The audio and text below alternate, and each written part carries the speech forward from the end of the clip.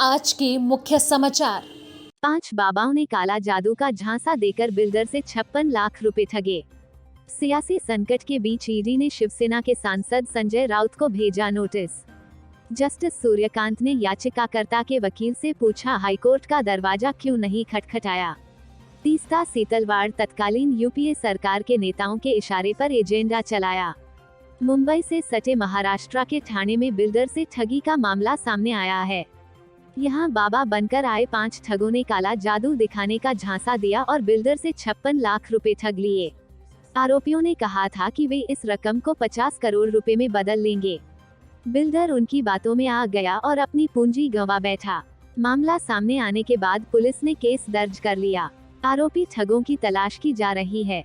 मामला डोंबिवली के मनपाड़ा इलाके का है। एक पुलिस अधिकारी ने रविवार को बताया कि 5 आरोपियों ने कथित तौर पर एक बिल्डर को झांसे में लिया और कहा कि वह 56 लाख रुपए को काले जादू के जरिए 50 करोड़ रुपए कर देंगे। मनपाड़ा पुलिस का कहना था कि आरोपी बाबाओं ने बिल्डर से कहा था कि वह 56 लाख रुपए लेकर पूजा स्थल जाएंगे, वहां कुछ जरूरी क्रियाएं पूरी करेंगे। सारी रस्में होने के बाद ही 50 करोड़ रुपए हो पाएंगे। बिल्डर आरोपियों की बातों में आ गया और नकदी सौंप दी। उसके बाद शनिवार को आरोपी यह कहकर चले गए कि वो अनुष्ठान स्थल पर पूजा करने जा रहे हैं। बाद में बाबाओं की तलाश की तो उनके बारे में कोई जानकारी नहीं मिल सकी। फिलहाल पुलिस ने 5 आरोपियों के खिलाफ महाराष्ट्र रोकथाम और मानव बलि और अन्य मानवीय बुराई और अघोरी प्रथाओं और काला जादू अधिनियम के तहत केस दर्ज किया है। हालांकि अब तक कोई गिरफ्तारी नहीं हुई है।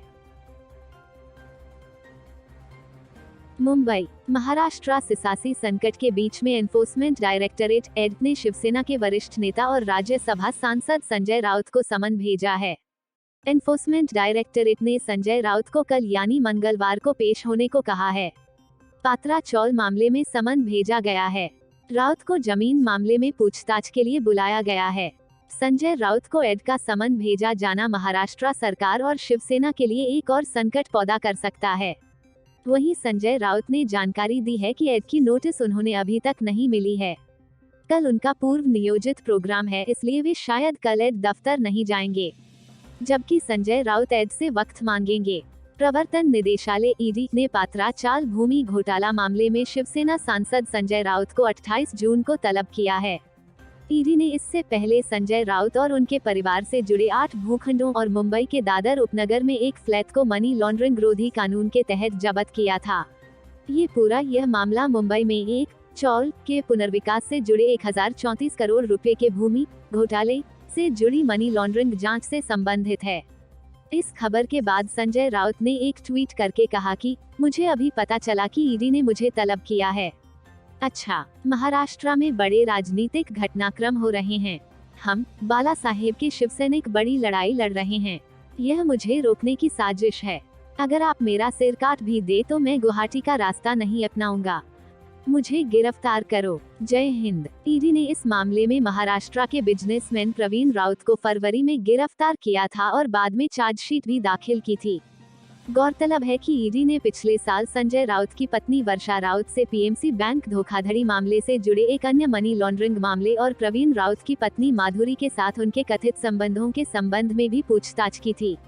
जबकि हाल ही में ईडी ने मनी लॉन्ड्रिंग मामले में शिवसेना के नेता अर्जुन खोतकर की 78 करोड़ रुपए की संपत्ति कुर्क की थी। ये सारा मामला एक ऐसे समय पर सामने आ रहा है जब शिवसेना के एकनाथ शिंदे के नेतृत्व में असंतुष्ट विधायकों के गुट ने महाराष्ट्र के मुख्यमंत्री और शिवसेना के अध्यक्ष उद्धव ठाकरे के खिलाफ बगावत का झंडा उठाया है। ये बागी विधायक इस समय गुवाहाटी के एक होटल में ठहरे हुए हैं।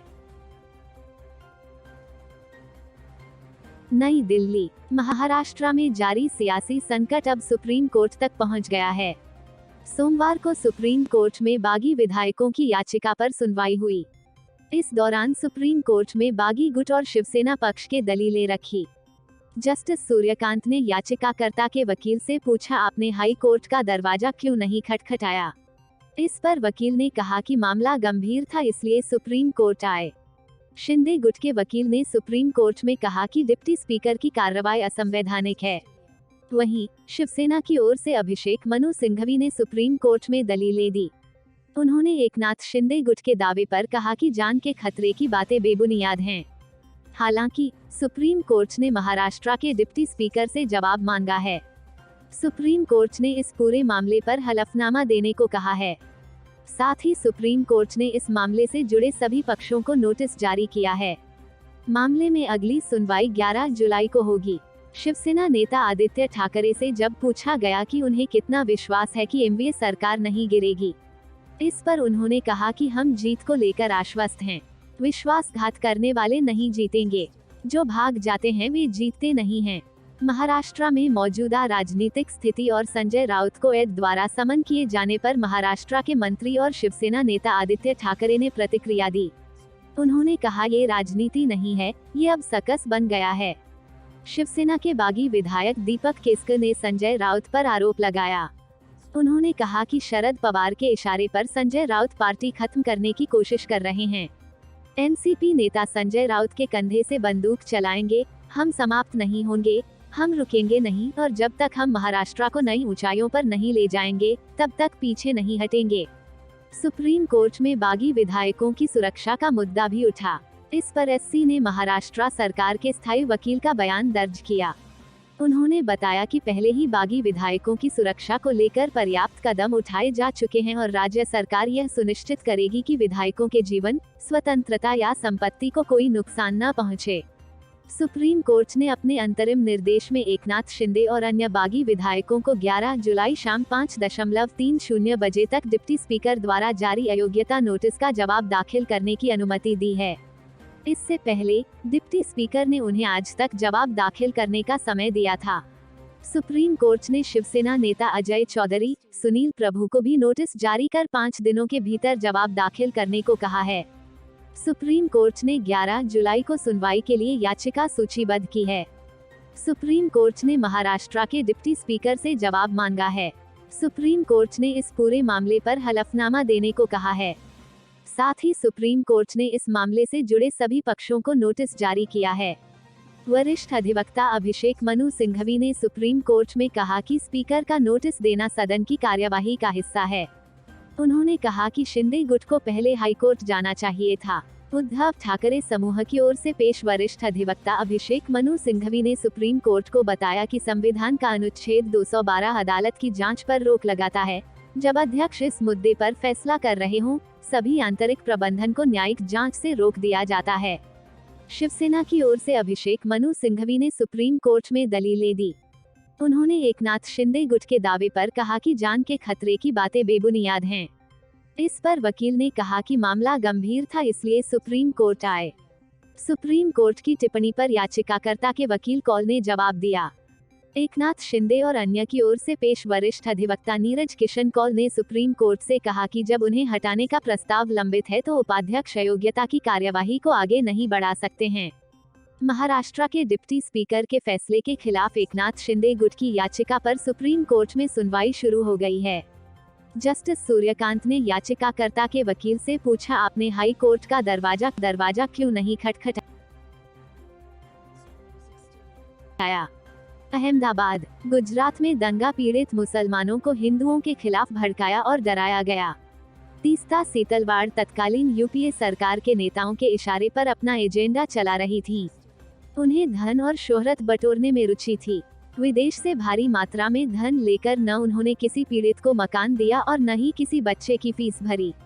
यह कहना है तीस्ता के पूर्व सहयोगी एवं मौलाना आजाद उर्दू विश्वविद्यालय हैदराबाद के पूर्व कुलपति एवं मुस्लिम कारोबारी जफर सरेशवाला का। जफर ने साफ तौर पर कहा कि तीस्ता पूरी तरह कांग्रेस के दिग्गज नेता अहमद पटेल के इशारे पर काम कर रही थी। सरेशवाला ने एक टीवी चैनल को दिए साक्षात्कार में कहा कि उन्होंने खुद दंगा पीड़ितों को न्याय दिलाने के लिए गुजरात के तत्कालीन मुख्यमंत्री नरेंद्र मोदी के खिलाफ अंतर्राष्ट्रीय न्यायालय ICJ में अर्जी दी थी। तीस्ता के साथ रहते 2004 में जब उन्हें उनकी असलियत पता चली तो उनको दो टूक कहा कि मुस्लिमों की कब्र पर ताजमहल नहीं बनाने देंगे। सरेशवाला ने कहा, हम न्याय के लिए लड़ रहे थे और तीस्ता एक एजेंडा चला रही थी। नरेंद्र मोदी का पक्ष लेने वालों को तीस्ता अपने गैंग के जरिए कौम का गद्दार बताया करती थी और मुसलमानों को हिंदुओं के खिलाफ भड़काती थी। सरेशवाला ने कहा, जमीयत उलमाए हिंद, सियासत हैदराबाद और कई मुस्लिम संस्थाओं सहित उनके परिवार ने मिलकर दंगा पीड़ितों के लिए 1600 घर बनवाए। बच्चों की शिक्षा और स्वास्थ्य की व्यवस्था की, लेकिन तीस्ता ने एक भी परिवार को मकान नहीं दिया। सरेशवाला का दावा है कि 2002 के बाद से गुजरात का मुसलमान लगातार तरक्की कर रहा है। शिक्षा, व्यापार, लघु उद्योग और बड़े कारोबार में भी गुजरात का मुसलमान अन्य राज्यों के मुसलमानों से सुखी और समृद्ध है। उनका यह भी कहना है कि गुजरात दंगा मामलों में 80 को उम्र कैद व 400 दोषियों को सजा हुई। 1969 के दंगे में करीब 5000 लोग मारे गए थे। इसके बाद भी 1985, 1987 तथा 1990 में दंगे हुए, लेकिन किसी में भी सजा। Bureau report, Mumbai.